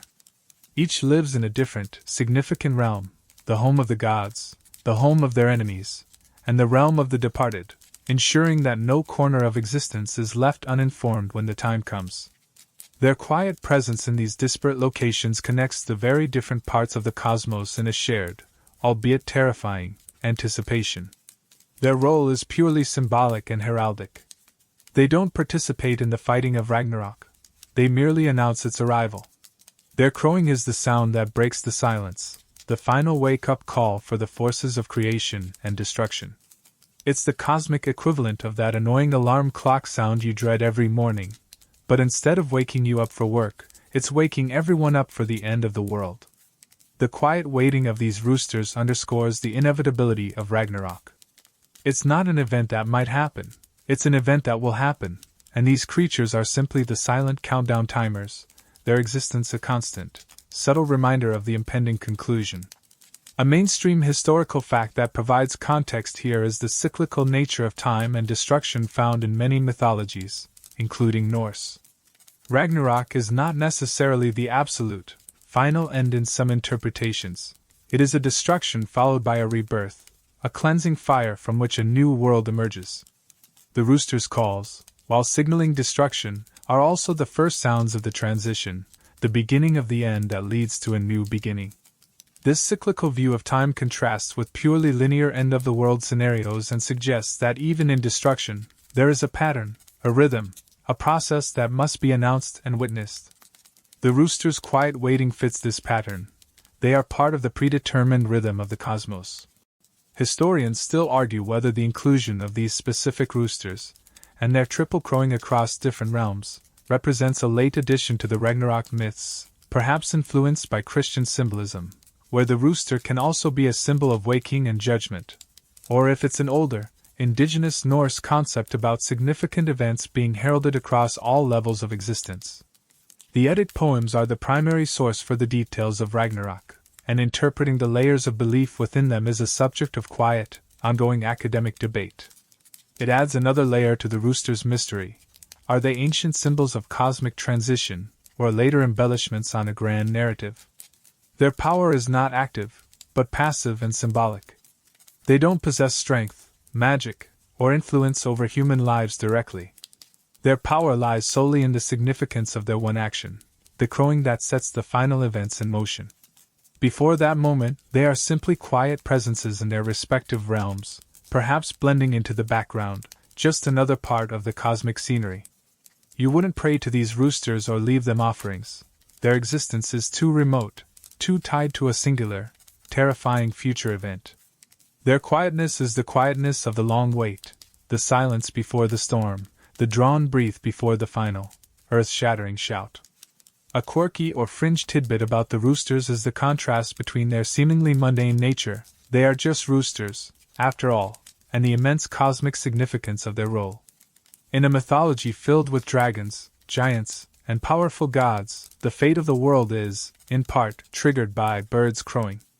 It's almost comical, like the universe's final warning comes not via a trumpet fanfare or a booming voice from the heavens, but just the regular sound of a farm animal, albeit one with potentially golden feathers or soot-red plumage. It brings the cosmic down to a strangely relatable level. Even the end of everything starts with something as simple as a rooster's call. Their quiet lives are spent in a state of perpetual readiness. They aren't concerned with the daily affairs of Asgard or the petty squabbles in Jotunheim. Their existence is a single, focused waiting game. They are the ultimate patient guardians of a terrible secret, holding back their one, defining act until the cosmic clock strikes the appointed hour. You wouldn't encounter them on your travels through Midgard. Their domain is strictly within the other realms, further emphasizing their remoteness from human concerns, at least until their call signifies that human concerns are about to become very, very pressing. Their influence on the human world is entirely indirect, felt only when their quiet waiting finally ends. Until then, they are merely a detail in the prophecies, a quiet mention in the tales of the end times. They represent the predetermined nature of fate, the idea that certain events are simply destined to occur, regardless of the actions of gods or mortals. Their quiet persistence is a subtle reminder that even amidst the vibrant, chaotic lives of the Norse pantheon and the struggles of humanity, there are underlying rhythms and inevitable conclusions that are simply waiting for their moment. Their quietness is the deepest kind of stillness, the stillness of something held in reserve, the silence that precedes the loudest sound. It's the calm before the universe changes forever. They don't need to make noise or draw attention to themselves in their long vigil. Their significance lies purely in the moment their silence is broken. And as you continue to settle deeper into the quiet stillness of your own space, perhaps you can almost feel the weight of that cosmic waiting, the silent presence of those three roosters in their distant realms, patiently, quietly waiting for the dawn that will never come, waiting for their single, final, world-ending call. Leaving the silent, patient anticipation of those three roosters, waiting in their distant realms for the final, world-ending dawn, our journey now takes us to the very foundation of the Norse cosmos, the ancient structure that connects all the 9 worlds. We're descending, or perhaps just focusing our attention downwards, towards the roots of Yggdrasil, the mighty world tree. And here, deep beneath the surface of reality, lives a creature whose existence is defined by a single, constant, quiet act, gnawing. This is the realm of Nidhogr, the serpent, or perhaps dragon, whose slow, persistent work is a fundamental part of the cosmic rhythm. Imagine a creature whose entire life is dedicated to dental work on a tree root. Not a quick bite, not a sudden attack, but a perpetual, low-level gnawing, day in and day out, for what must be eons. Nidhoggr's existence is arguably the most boring in all of Norse mythology. While gods feast, giants clash, and heroes embark on epic quests, Nidhogr is just chewing. Its domain is down in Niflheim, the misty, cold realm, specifically near one of Yggdrasil's 3 main roots, the one that reaches down into this primordial darkness and touches the well of Hvergelmir. Here, in the chilling mist, Nidhogr and potentially other serpents, some texts mention several, are constantly working, wearing away at the very foundation of existence. It's the cosmic equivalent of a termite infestation, but on a scale that holds the universe together, or perhaps, slowly takes it apart. Probably needs some good root canal insurance. Their power isn't flashy or dramatic. Nidhogr isn't breathing fire across realms or challenging Odin to a duel. Its power is the power of relentless, quiet erosion. It's the slow decay, the subtle weakening at the core. The gnawing is a constant, low hum, a vibration felt deep within the structure of the world tree. It's not the sound of thunder or battle cries. It's the sound of something slowly, persistently being worn away. This quiet, underlying process of decay is a constant counterpoint to the vibrant life and activity happening higher up the tree. While squirrels scamper and gods plot, Nidhogr chews, a subtle reminder that even the most stable structures are subject to entropy. A mainstream historical fact that provides context here is the widespread concept of a cosmic tree in many mythologies around the world. From the Ashvatha in Hinduism to the tree of life in other traditions, the idea of a massive tree connecting different planes of existence is a recurring motif. Yggdrasil in Norse cosmology serves this vital function, linking the 9 worlds and providing a central axis for reality. The belief in creatures inhabiting and interacting with different parts of this tree, from the eagle at the top to the serpents at the roots, reflects a worldview where the cosmos is a living, interconnected entity, constantly under pressure and change, and even the deepest, darkest parts have their inhabitants playing their quiet, necessary roles. Historians still argue whether Nidhogr is primarily a force of destruction, a malevolent entity actively trying to bring down the tree and hasten Ragnarok, or if its gnawing is simply part of the natural, cyclical process of decay and renewal within the cosmos. Is it an antagonist, or just an ecosystem functionary?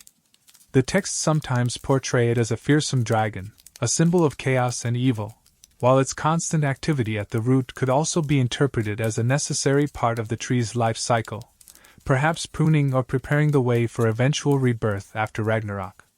This quiet, scholarly debate mirrors the ambiguity of Nidhoggr's role. Is it the ultimate villain, or just doing its slow, boring job? The life of Nidhogr and its fellow root dwellers is one of perpetual darkness and constant, repetitive labor. They aren't involved in the politics of Asgard or the crafting of legendary artifacts. Their world is limited to the cold, misty depths of Niflheim and the tough, ancient roots of Yggdrasil. Their concerns are likely simple: find the best spots to gnaw, perhaps occasionally interact with the dead souls who drift in Niflheim, and maybe exchange insults via the squirrel messenger. More on him in a moment. It's a life without sunlight, without feasts, without glory, just the endless, quiet work of chewing. Probably not the kind of job you put on your LinkedIn profile. A quirky or fringe tidbit involves the creature that connects the top and bottom of Yggdrasil, the squirrel Ratatoskr. This busybody squirrel is said to constantly run up and down the trunk, carrying messages between the eagle that sits at the very top of the tree and Nidhogg at the roots. And these aren't friendly messages. Ratatoskr reportedly delights in carrying insults and threats between the two, stirring up animosity.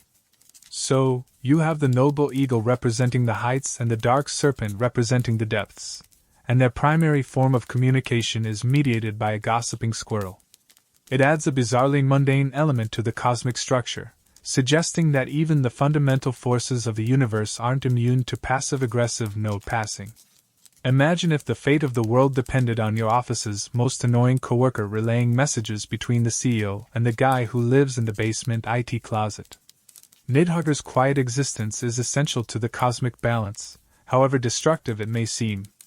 The constant stress on the roots is counteracted by the care given to the tree by other beings, like the Norns who water it from the well of Erd. It's a system of perpetual maintenance and decay, a slow, quiet dance between forces that sustain and forces that erode. The gnawing is a constant, subtle pressure, a reminder that nothing is permanent, not even the world tree itself. Their influence on the human world is indirect, felt only in the grand scheme of the cosmos. Nidhogg doesn't interact with mortals directly. Its actions affect the stability of the entire universe. The quiet gnawing is a background process, a fundamental reality of existence that humans are largely unaware of in their daily lives, much like we don't constantly think about tectonic plates shifting beneath our feet. Its presence is a quiet, unsettling weight at the very base of reality, a slow, persistent force that contributes to the eventual, inevitable changes of Ragnarok. They weren't figures of worship or beings you would seek out for aid or knowledge, unless you were a particularly brave or foolish entomologist interested in giant root-boring creatures. Their existence was simply a known fact of the cosmos, a detail in the descriptions of Yggdrasil. Their quietness was the deep, resonant silence of the earth and the underworld, broken only by the ceaseless, low sound of teeth on wood, a constant, subtle vibration that perhaps, if you listen very, very carefully in the deepest quiet of your own space, you can almost feel resonating beneath you, a slow, ancient work continuing far below, gnawing away at the foundations of everything. Leaving the deepest, darkest roots where Nidhugger performs its slow, relentless gnawing, we begin to ascend the mighty trunk of Yggdrasil, the world tree itself. This isn't just a piece of cosmic furniture, it's a vast, living ecosystem, teeming with diverse creatures whose lives are lived quietly amidst its branches, leaves, and bark. Forget the dramatic eagle at the top or the gnawing serpent below. We're focusing on the often overlooked, the subtle inhabitants whose existence is woven into the very fabric of the tree, living out their days in quiet obscurity on the cosmic stage. Imagine a forest, but instead of just one, it's 9 realms worth of environment wrapped up in a single, impossibly huge tree. Yggdrasil is described with roots reaching into multiple worlds, Niflheim, Jotunheim, Asgard, a trunk soaring through the middle, and branches spreading over the heavens. This colossal structure provides habitats for a variety of beings, many of whom have simple, repetitive lives tied directly to the tree's physiology. Their existence is quiet because it's largely confined to this singular location, focused on basic needs like eating, moving, and simply being on the tree.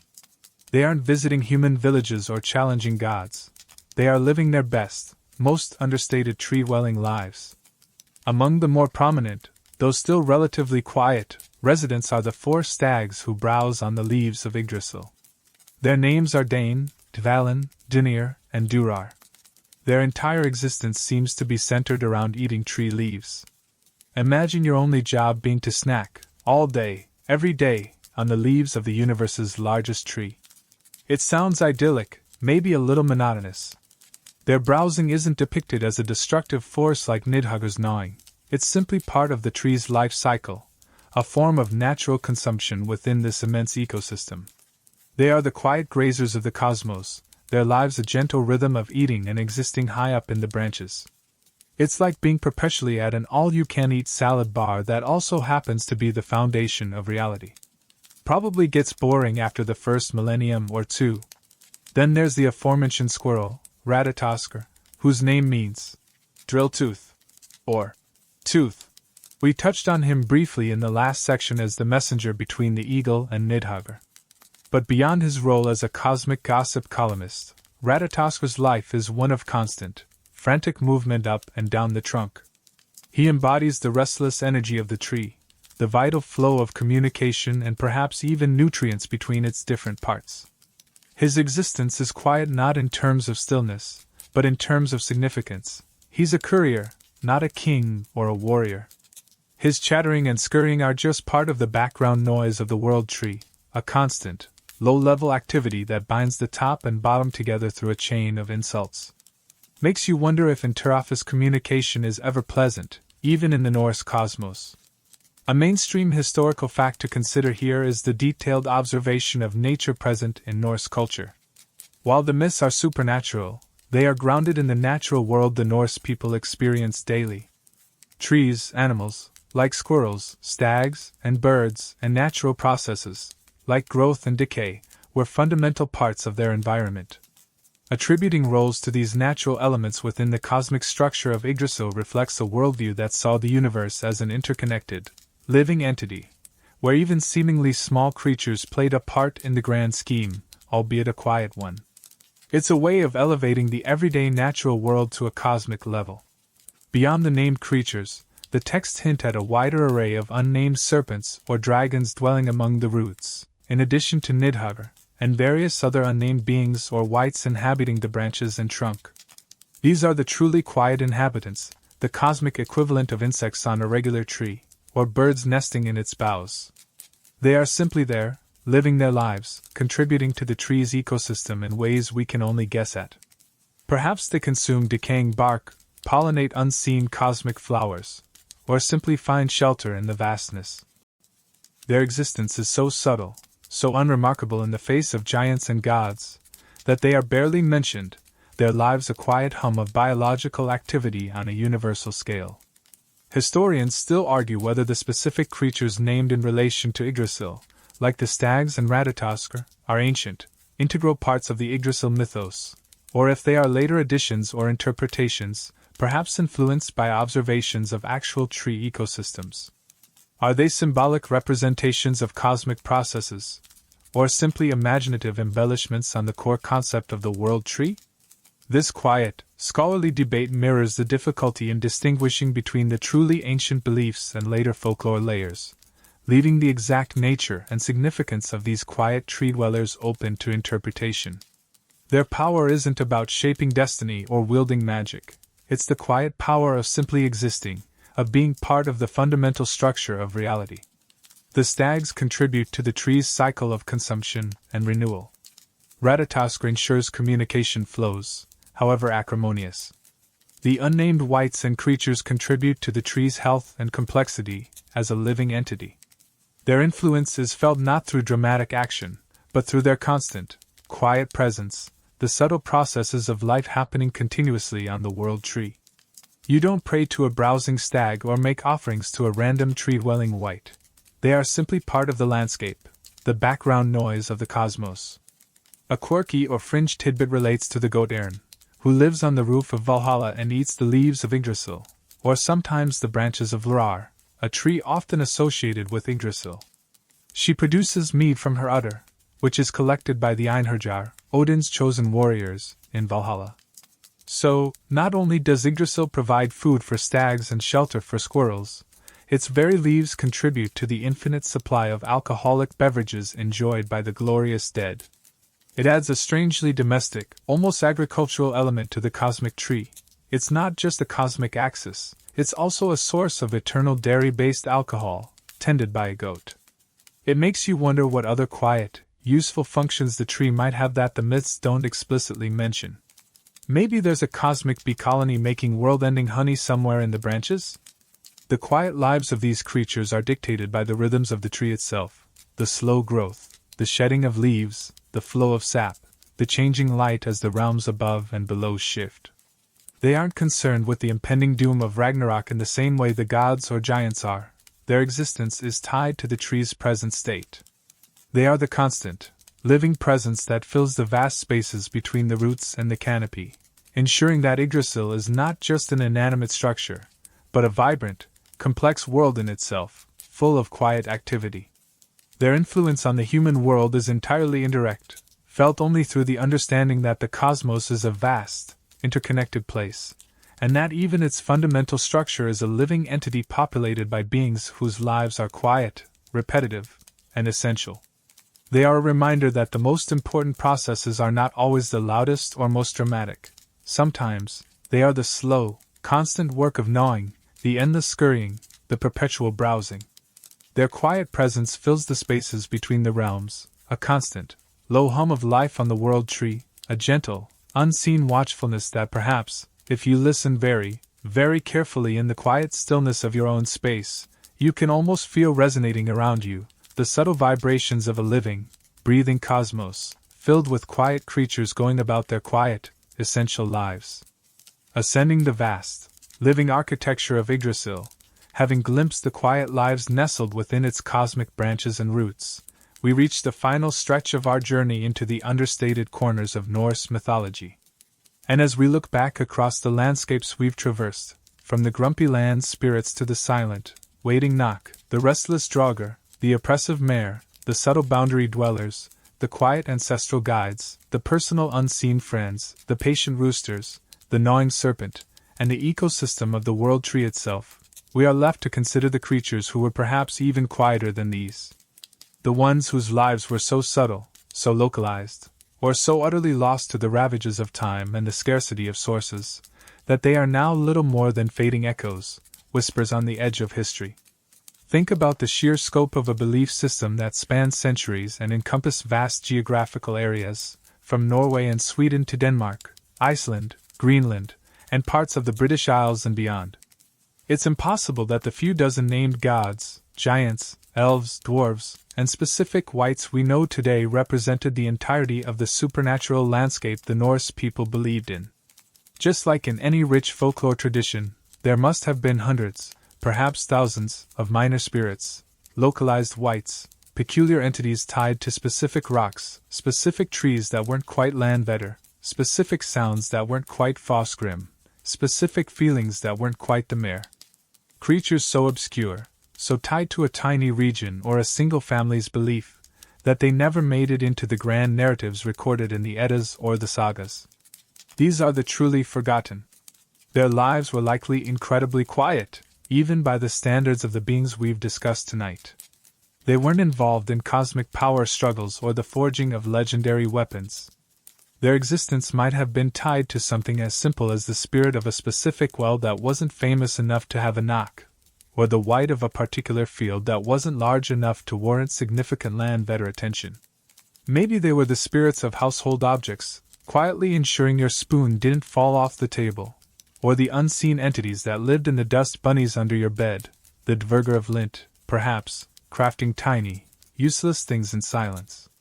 Their power, if any, was infinitesimally small, their influence limited to the most mundane occurrences. A mainstream historical fact that underscores this is the nature of our surviving sources for Norse mythology. The Eddas, prose and poetic, and the sagas, while invaluable, were written down centuries after the height of the Viking Age, often by Christian scribes or scholars interpreting older oral traditions. These sources naturally focused on the major gods, the epic heroes, and the dramatic events that were deemed most important or entertaining to record. Minor, localized beliefs, the everyday superstitions about quiet wights and spirits tied to specific places or objects, were less likely to be preserved in these grand narratives. It's like trying to understand modern culture solely from blockbuster movies and history textbooks. You'd miss all the quirky local traditions, the inside jokes, and the weird things people believe about that one specific alleyway downtown. Historians still argue whether many of the vague terms found in older poetry or later folklore, like Vader, wights or spirits, or troll, a term used very broadly for various supernatural beings, often malevolent, were just catch-all phrases for things people couldn't easily categorize, or if they hinted at a vast, diverse population of unseen beings, most of whom have simply vanished from collective memory. Were there distinct types of trolls, each with their own quiet habits, or was troll just shorthand for something weird and probably dangerous living outside? This quiet academic debate highlights how much of the Norse spiritual landscape remains unknown, hidden in the silence between the lines of the surviving texts. Their quiet lives were spent in utter anonymity, perhaps interacting only with the handful of humans who lived in their immediate vicinity, and even then, the interactions were likely subtle, a misplaced item, a sudden chill, a feeling of being watched. They didn't demand offerings or inspire fear on a grand scale. They simply existed, interwoven with the environment, their presence a low, almost imperceptible hum beneath the surface of the world. They were the background extras in the cosmic drama, so quiet you didn't even notice they were there until they were gone. Like that one person who always seems to be in the background of family photos but you can never quite remember their name. A quirky or fringe tidbit that hints at these lost creatures might come from specific regional folklore recorded much later, perhaps mentioning a unique type of house spirit known only in one valley, or a water spirit tied to a particular spring with very specific, unusual quirks that don't fit the standard knock or Fosgrim pattern. These isolated mentions, often preserved in obscure collections of folklore, feel like tiny fragments of a much larger, richer tapestry of belief that has mostly unraveled. They are the quiet footnotes in the grand history, suggesting that for every Odin or Thor, there were likely dozens, if not hundreds, of unnamed, quiet entities living out their inconspicuous existences in the forgotten corners of the Norse world. Their power was probably negligible on a cosmic scale, perhaps limited to causing minor inconveniences or offering fleeting, localized bursts of luck. You wouldn't rely on a forgotten wight to save you from a giant, but maybe it would ensure your fishing line didn't get tangled that one time. Their influence was felt, if at all, in the smallest moments, the things that happened just below the threshold of conscious notice. It's the feeling that your keys are exactly where you left them, or the inexplicable satisfaction of a perfectly brewed cup of tea. Could be coincidence, or could be a tiny, forgotten wight named Kevin who lives in your kitchen cupboard and just really appreciates a tidy space. Their quiet lives were dictated by the rhythms of their tiny, forgotten domains. They didn't travel between realms or attend cosmic feasts. Their world was the crack in the wall, the space under the loose floorboard, the specific clump of moss by the north-facing side of a particular rock. Their concerns were likely limited to the state of their immediate surroundings and the occasional, rare intrusion by a human who might, by chance, stumble upon the faintest echo of their presence. Their influence on the human world was minimal, maybe a fleeting sense of wonder or unease, a story told once and then forgotten, a belief that died out with the last person who held it. They represent the vastness of the unknown, the limits of our knowledge about the beliefs of the past. For every creature we can name and describe, there were likely countless others whose quiet lives were lived and ended without leaving a trace in the written record. They are the ultimate quiet beings, their existence so subtle, so unassuming, that they have faded entirely from memory, leaving only the faintest whisper behind. And as we reflect on these fading echoes, these creatures lost to time and silence, we are reminded that even in the most detailed mythologies, there are vast, quiet spaces filled with unknown things, existing just beyond our ability to perceive or remember. Their silence is the deepest silence of all, the silence of something that was, and is no longer known. And now, as the echoes of these quiet, forgotten creatures fade into the silence of the night, our journey through the least exciting parts of Norse mythology comes to a gentle close. We've explored the subtle guardians, the hidden realms, the silent craftsmen, and the patient watchers. We've felt the quiet weight of the mare, and the subtle influence of ancestral spirits. We've considered the creatures who simply waited, nod, or lived quietly in the background of the cosmic stage. Allow yourself now to drift away from these ancient tales, these quiet histories. Let the images of still water, silent mounds, and whispering forests soften at the edges of your mind. There's nothing more to remember, nothing more to analyze. Just the quiet hum of the world around you, the gentle rhythm of your own breath, and the feeling of settling deeper into your space. The forgotten creatures have returned to their silence, their stories told and now fading into the stillness. There's nothing left to do but let go. Feel the weight of your body, heavy and relaxed. The journey is over. The myths are quiet now. Just the peace of the present moment, the soft darkness behind your eyelids, the gentle presence of sleep waiting patiently, not like the knock, just waiting to welcome you into its quiet embrace. Let the last echoes dissolve, let the thoughts slow down, let the stillness deepen. There is only quiet now. Only rest. You are safe. You are still. You are drifting.